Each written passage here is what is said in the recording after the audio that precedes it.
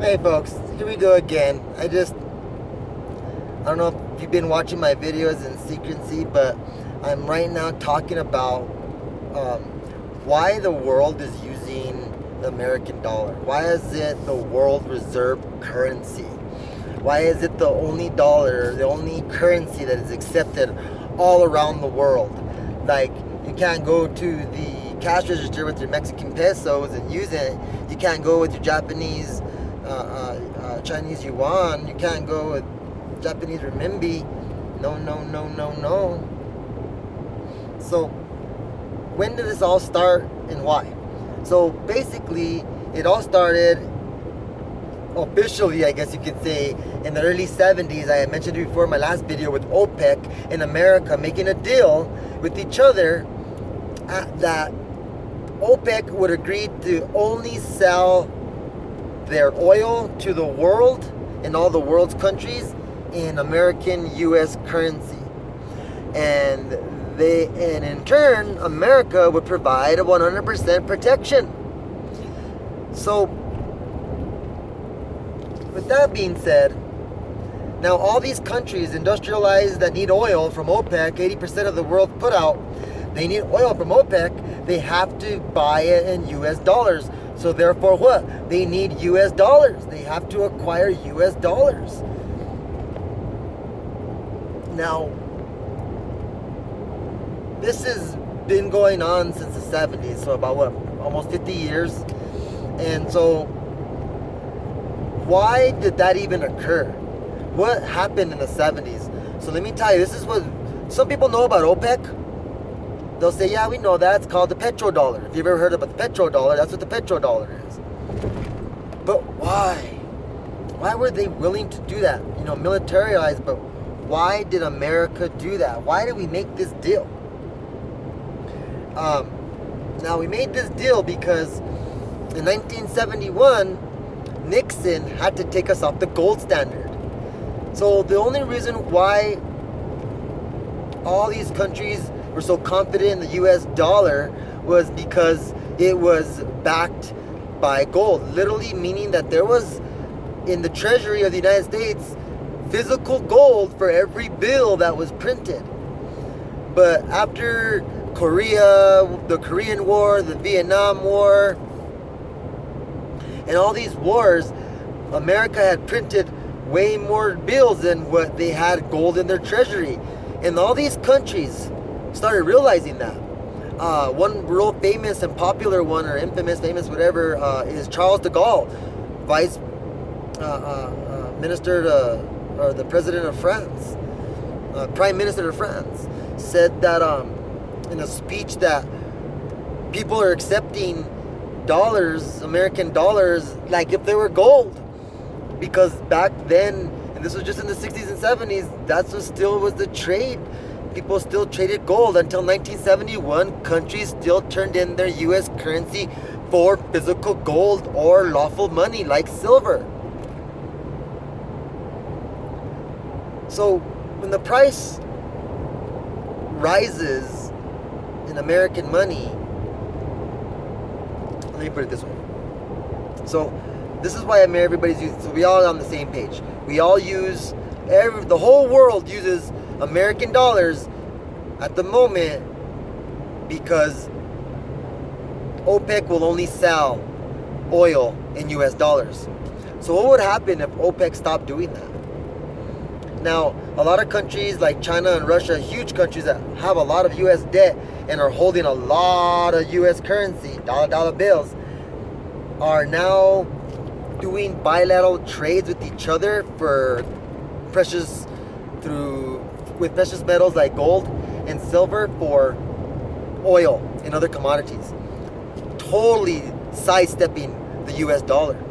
Now, if you look in the history about countries who either tried to stop using the dollar or did use other currencies, like Iraq with Saddam Hussein, Libya with Gaddafi.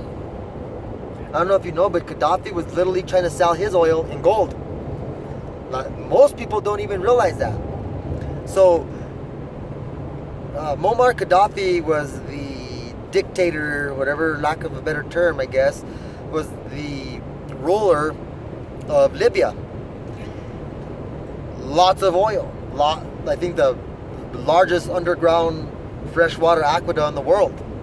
There's going to be Water World coming up soon, but we'll talk about that later.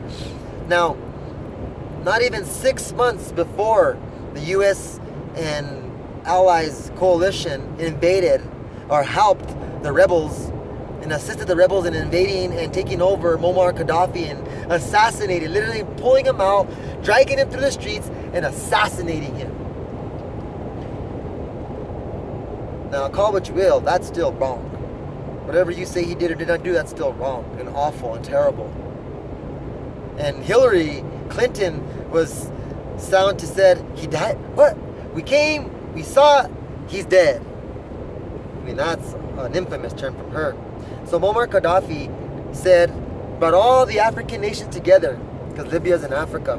And he said, look, you guys, we need to stop allowing other countries to push us around. And we should make our own monetary base and ensure that we don't just get pieces of paper or promises of future wealth through debt, and ensure that we sell our precious oil in only gold through the gold dinar. And if you can look it up, man, and he had the little bars printed, the coins printed, like we used to do back in the late 1933 or before. And within 6 months, he was already destabilized, and I think within a year, he was dead. And now Libya's one of the worst humanitarian crisis that we've ever seen. It is unbelievably destabilized now. It's awful. And everybody owned a home there. Everybody had free education, free college, free tuition, free books. I mean, I could go on and on with what he used to do with the wealth that they would accumulate as a country instead of just throwing it away. However, now, well, he didn't have to do that because he had his own oil. So Muammar Gaddafi didn't need US dollars. He wouldn't allow Pepsi-Cola in his country. He wouldn't allow McDonald's in the country. He wouldn't allow these companies that I say, aren't necessary really, aren't needed, and hurt people. There's a lot of obesity going around. Every Coke has like 20 tablespoons of sugar or something like that in it. It's ridiculous. Now, all these countries, we have printed over trillions and trillions of money, currency, which have devalues every other dollar that you have out there. Any money that you're saving in the bank, currency. Any currency that you're saving in the bank is being devalued every time the Federal Reserve decides to print more money. Now, Jerome Powell decided that they're not going to raise or lower interest rates, but straight up said they're not going to raise them for the rest of the year. So if they lower them, they're going to print even more money. Quantitative easing devalues the rest of them. Now, what happens when these countries no longer need to use the dollar or don't want the dollar or don't have to use the dollar because they're having deals with other countries? There's only so many sanctions that we can put on these countries to manipulate what they do and force them to buy where we want them to buy it. I mean, what's going to happen? All those dollar bills are going to come flooding back to America, and that's when you're going to see the true inflation. Other countries say that we are exporting our inflation to other countries because why we print money and we send it abroad. We send our currencies abroad to buy furniture, buy TVs, refrigerators, cars, TVs. I think I said that already. A lot of TVs in America, a lot of cars in America. 2 cars, 2 TVs. And so those bills are going to come flooding back. And when they do, every single one of our prices for everything that you see out there is going to inflate. And that means silver and gold too. And right now you can buy so much silver with your currency, you guys. I cannot stress enough. Again, I'm going to say this again, and I keep repeating it. It's the best analogy I can use right now. I'll come up with different ones, you guys. But In 1964, our coinage had pure silver in it, so it was worth something. It was real money. Our coins don't have anything in it. It's base metal. It's copper and zinc. Now, how much was a gallon of gas in 1963, 1964? It was roughly about 25 cents. Bam! Gallon of gas. Bam! Right there. Bam! Now, this quarter right here, and within the manipulated prices right now of everything, is about $2.50. So this silver has retained its value, you guys. Don't forget, preserve your wealth. If you like this video, please give me a thumbs up. Give me a comment below. Share with everybody you know.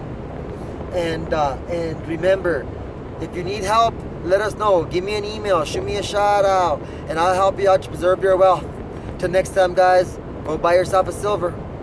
Peace.